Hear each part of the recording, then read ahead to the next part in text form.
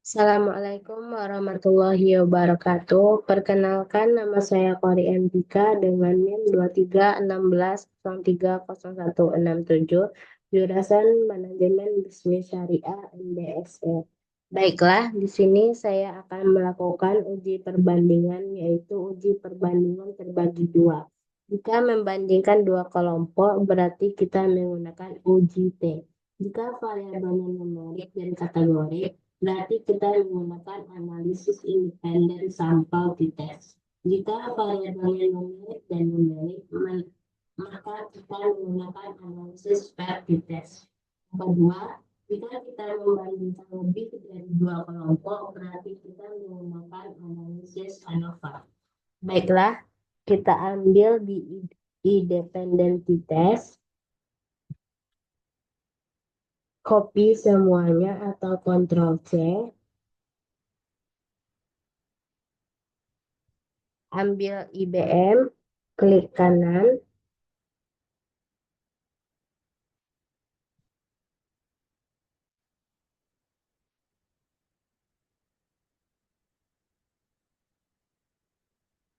lalu pilih paste with variable.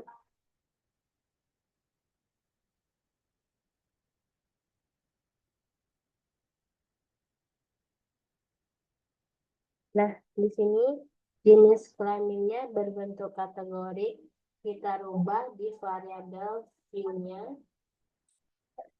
yaitu jadi di file itu tulis angka 1 dan labelnya kita buat laki-laki, terus kita add kan, terus value-nya 2 dan labelnya perempuan. Terus kita add kan, lalu oke kan. Lalu kita pindah ke data view. Nah, di sini jenis kelamin sudah berubah menjadi data kategori. Nah, yang pertama kita akan melakukan uji perbandingan analisis MENS, yang dimana gunanya untuk mengetahui rata-rata perbedaan asal jenis kelamin antara laki-laki dan perempuan. Cara analisis MENS yaitu analyze, ambil compare mean, terus mean, terus rasa kita pindahkan ke dependent list, jenis kelamin ke layer 1, terus oke. Nah, inilah data means-nya, yaitu rata-rata laki-laki 4,0857 dan perempuan rata-rata means-nya 4,4000. Baiklah, selanjutnya kita ke analisis independen sampel t-test, yaitu kita kembali ke data view. Nah, karena jenis kelamin berbentuk kategorik dan rasa berbentuk numerik, nah karena itu kita menggunakan analisis independen sampel t-test, yang gunanya untuk mengetahui perbedaan rasa antara laki-laki dan perempuan. Kita menggunakan analisis independen sampel t-test. Caranya yaitu analyze, compare mean, lalu ambil independen sampel t-test, rasa dipindahkan ke grouping variabel. Nah, di test group ini ditulis angka 1, di grup 2 angka 2, lalu continue, lalu oke kan. Nah, di sini dapat kita lihat di signifikansinya yaitu 0,539, yang dimana lebih besar dari 0,05, maka artinya tidak ada perbedaan antara jenis kelamin laki-laki dan perempuan. Selanjutnya yaitu kembali ke Excel. Nah, klik Coral, uji P berpasangan. Di sini ada dua unit variabel yang akan diuji, yaitu misal statistik sebelum belajar dan statistik sesudah belajar. Lanjut ke kontrol A, lalu ke kontrol C, lalu balik ke IPM. Karena ada data baru, berarti kita ambil file, terus new, ambil data, lalu klik kanan. Kita ambil paste rich variable names. Nah, data nilai statistik sesudah belajar dan sebelum belajar sama-sama numerik.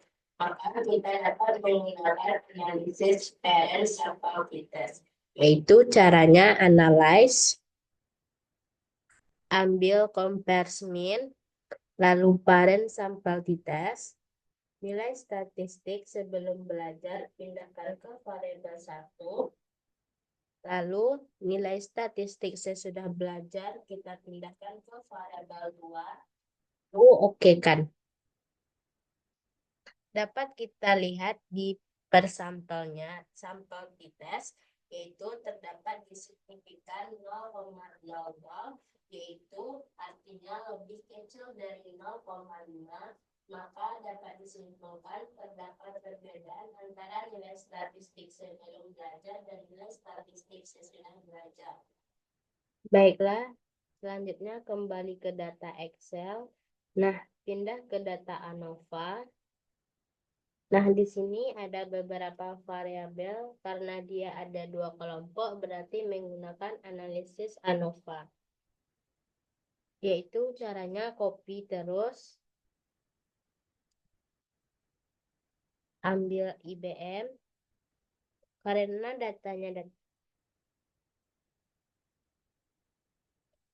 datanya data baru, kita ambil file, lalu new, lalu ambil data, klik kanan,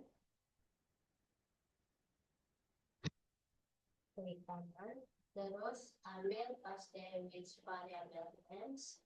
Nah, kita di sini akan membandingkan beberapa e-commerce dalam penjualan beberapa produk, yaitu kita ambil variabel view, terus e-commerce dirubah menjadi values,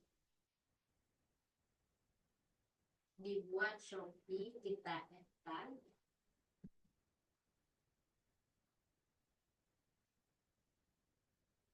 lalu toko yang kedua Tokopedia, lalu di-add-kan,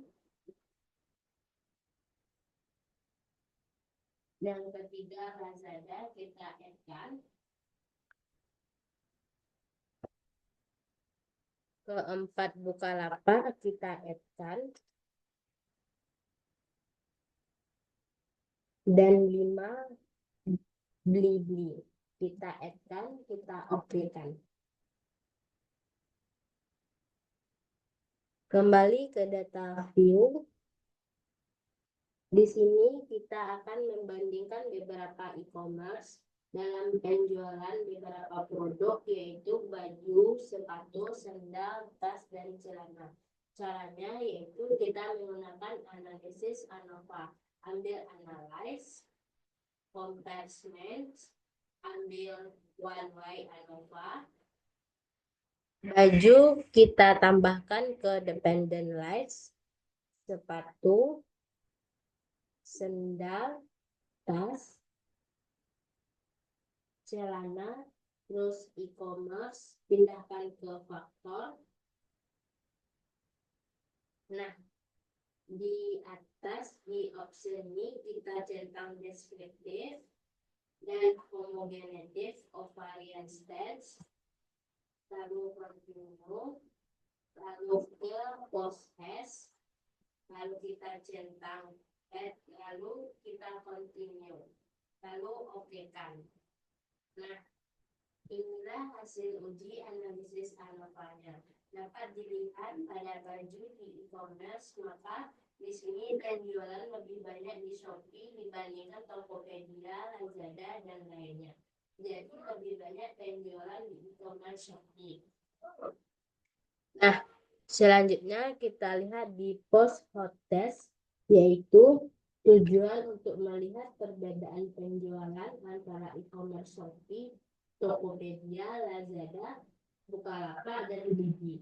Yaitu dapat kita lihat penjualannya di Shopee dan Tokopedia.